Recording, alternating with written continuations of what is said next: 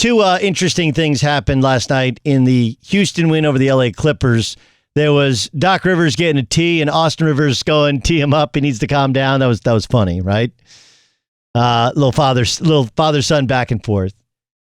And then there was James Harden getting 47 and Russell Westbrook, his teammate, saying this. Have Bev trick y'all, man, like he play defense. He don't guard nobody, man. He's just running around doing nothing. As you've seen, what happened 47. All that commotion to get 47. Now, look, there's definitely a history, Pat Beverley. If you remember, Pat Beverley went for a needless steal in a game against the Oklahoma City Thunder back when he played for the Houston Rockets. This is like 6 years ago. Banged knees with Russell Westbrook. Russell Westbrook tore his meniscus. That was part of Scott Brooks' last season where everybody got hurt. So there's a history there. He doesn't like Pat Beverley. Pat Beverley doesn't like him.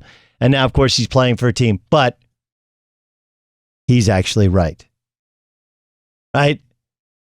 Like, Patrick Beverley is a great story. Patrick Beverley, within reason, is a dynamic defender. Do you guys remember last year in the NBA playoffs what Kevin Durant did to the Clippers? Do you guys remember that? Anybody? So let me remind you. They were like getting underneath him. Right? They're getting underneath him, which means, getting into his airspace underneath him, flopping all over the place in the first couple of games. And Kevin Durant said, you know who I am, I'm Kevin Durant. Over the next 4 games, after only losing one, remember, he only took, in game 2 when they lost, he only took 8 shots. He took 8 shots and had 21 points, did have 9 turnovers. He went for 38 on 23 shots, 33 on 21 shots, 45 and 50. You know who I am, I'm Kevin effing Durant. And what did the Clippers say? What are we going to do with it? There's literally nothing we can do. The secret to the Clippers' lack of success in the playoffs when they had the Lob City Clippers was twofold. One, they were never healthy. And 2, they had a guy who they couldn't hide in JJ Redick. JJ Redick, similarly to Pat Beverley. Bright dude, great dude. Incredible story. JJ Redick went from being underrated and is he going to stick in this league to he'd been in the league for 15 years.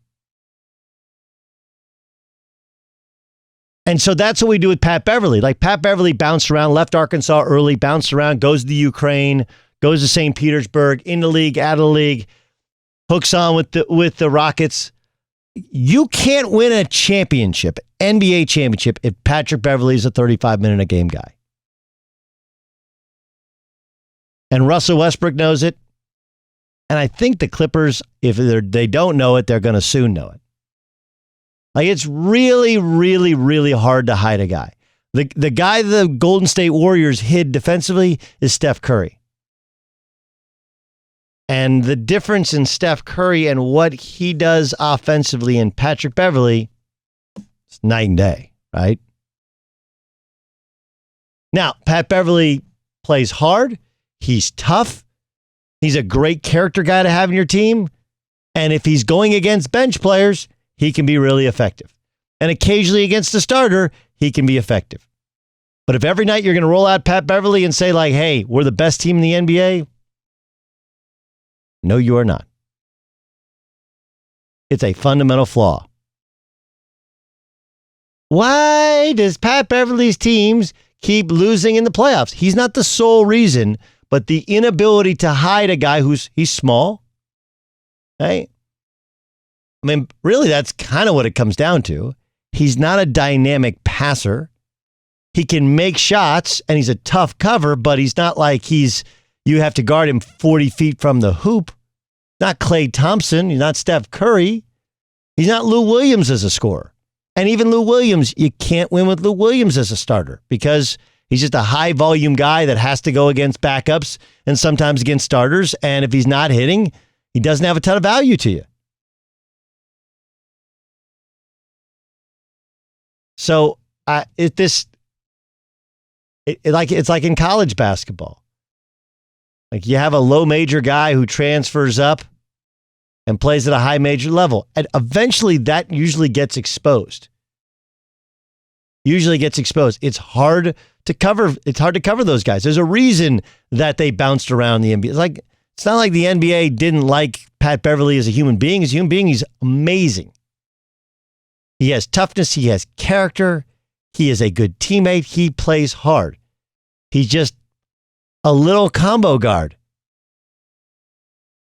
And it's hard. You got to be so good to be that little. The only reason he's made it is how hard and how tough he is. This is that he has a ton of intangibles, but you do have to have tangibles. You just do.